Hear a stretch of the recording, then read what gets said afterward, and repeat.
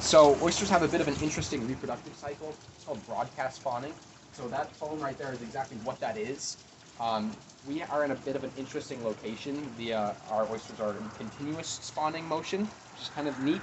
But typically and normally, around 3 or 4 times in the summer months, they'll simply open and close their shell. And during those 3 to 4 times, they'll expel either egg or sperm. Now, within those 3 to 4 times, they can release anywhere from 50 to 200 million. Now, thankfully, less than 1% of that in the wild does get fertilized. If it were any higher of a fertilization rate, oysters would quickly outweigh planet Earth. So, thankfully, less than 1%. But us as an aquafarm, we can't rely on that less than 1%. So we have to do it all in-house.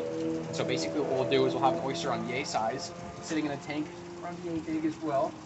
Now they'll consistently be fed with salt water as well as Epsom salt. Now an oyster's natural relax state is to be open and filter feeding.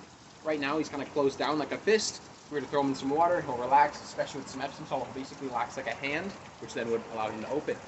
Now with that Epsom salt being in there, he will not want to close and he'll probably open up even further. Then we go in with a scalpel, slit where the gametes are stored, the sexual organs, extract it with a pipette, put a little splash of that under a microscope, see if it's egg or sperm, and depending on what it is, if it is male or female. Then we'll harvest it, throw them together when we do get one of the opposites, and then right then and there we have around 10 million baby oysters just like that. Wow. Now, right at fertilization, they look pretty identical to that of a tadpole, although on a microscopic level. Now, during that time of their life, they're pretty much just swimming around, eating as much calcium and as much algae as possible. Eventually, they get so heavy to where they eventually sink, and then they start spitting out shell and looking like a baby oyster. Now, we did have a couple baby oysters in here, but one of the tortoise and one of the other tours dumped them out. And so, yeah, if you guys ever get those calcium spots on your nails, it's around the size of those baby oysters when they finally do sink. Then right then and there, we wait around a month to 2 months, eventually to where they get around an inch in size. And then finally, when they're that inch in size, that's when we seed them in those trays.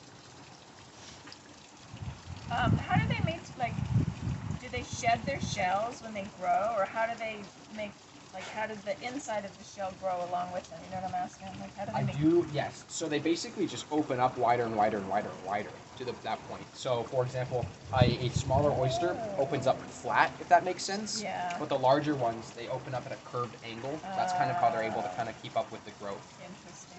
So basically push it out a little bit. They just add on. Exactly. Flaky layers. Yes. And they do grow in layers. If you guys can see, this guy is super great example. Now, I'm sure that there's some way to be able to tell, kind of similar to that of a tree, you know, based on each ring, as how long it's been alive for. But I don't know, in all honesty. That's really cool. Yeah, right? Do you have any other questions? Why do some of these are curving like that at that size? So, oysters are just like humans. Oh, okay. They're all a little bit different. Okay. Each one's a little special. Yeah, okay.